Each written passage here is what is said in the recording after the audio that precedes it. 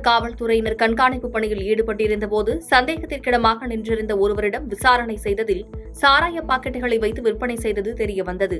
பின்னர் விசாரணையில் புதுச்சேரியில் ஒருவரிடம் வாங்கியது தெரியவந்ததை அடுத்து அங்கு சோதனை செய்ததில் 1000க்கும் மேற்பட்ட சாராய பாக்கெட்டுகளையும் 100க்கும் மேற்பட்ட சாராய பாட்டில்களையும் போலீசார் பறிமுதல் செய்து இருவரை கைது செய்தனர்.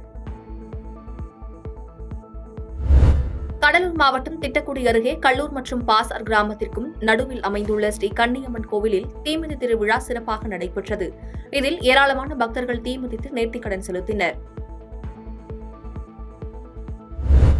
திருப்பத்தூர் மாவட்டம் வாணியம்பாடி அடுத்த புலுக்குர்பள்ளி பகுதியில் 20 வருட காலமாக மின்சார வசதி இல்லாமல் வாழ்ந்து வந்த மக்களுக்கு கருணை இல்லம் சரணாலயம் சார்பில் சோலார் விளக்கு அமைத்து கொடுத்தனர்.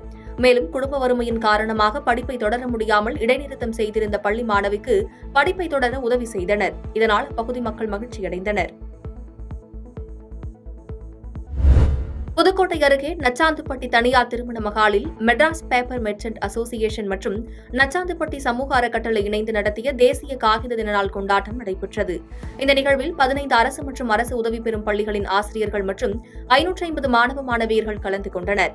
நிகழ்வில் கலந்து கொண்ட மாணவர்களுக்கு பேச்சுப் போட்டி, ஓவியப் போட்டி உள்ளிட்டவை நடத்தப்பட்டது. கன்னியாகுமரி மாவட்டம் நாகர்கோவில் அருகே தெருவில் விளையாடிக் கொண்டிருந்த 3 வயது பெண் குழந்தையை கொஞ்சுவது போல் நடித்து மிட்டாய் வாங்கி தருவதாக கடைக்கு தூக்கி சென்று சாதுசுந்தர் என்பவர் பாலியல் துன்புறுத்தல் கொடுத்துள்ளார்.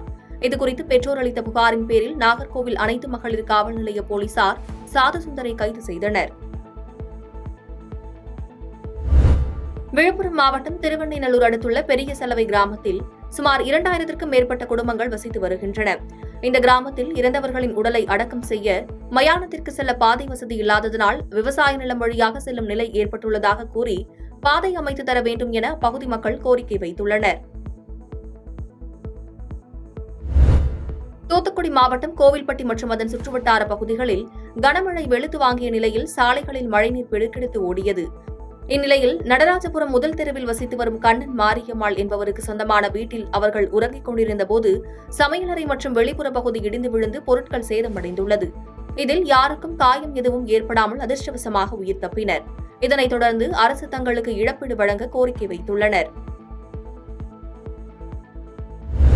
திருவள்ளூர் மாவட்டம் பூந்தமல்லியைச் சேர்ந்த ஆனந்த் சேகர் என்பவர் உணவு டெலிவரி நிறுவனத்தில் உணவு ஆர்டர் செய்துள்ளார். ஆனால் டெலிவரி செய்யப்பட்ட உணவில் ஆசையாக ஆர்டர் செய்த தோசை மற்றும் ஊத்தாப்பம் இல்லாததால் நுகர்வோர் குறைதீர்ப்பு ஆணையத்தில் புகார் அளித்துள்ளார். இந்த வழக்கு விசாரணையின் முடிவில் உணவு டெலிவரி நிறுவனத்தின் மீது 15,000 ரூபாய் அபராதம் விதித்து திருவள்ளூர் மாவட்ட நுகர்வோர் குறைதீர்ப்பு ஆணையம் அதிரடி உத்தரவிட்டுள்ளது.